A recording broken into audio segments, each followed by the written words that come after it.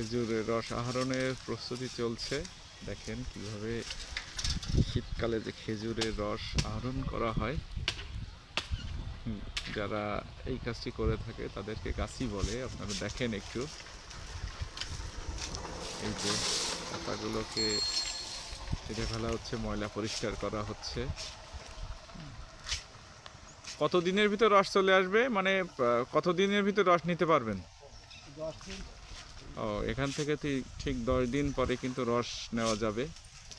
তারই কাজ চলছে।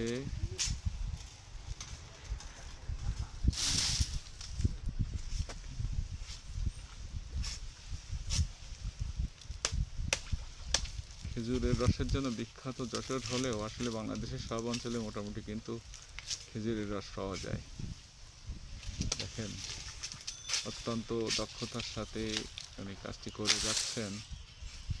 এখানে কিন্তু কাঁটা আছে, তারপরেও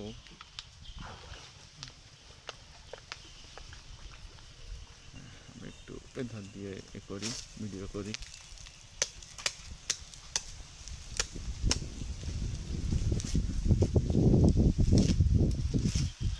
যেহেতু শীতকাল চলে এসেছে, এখন কিন্তু খেজুরের রস আহরণের একটু উত্তম সময়।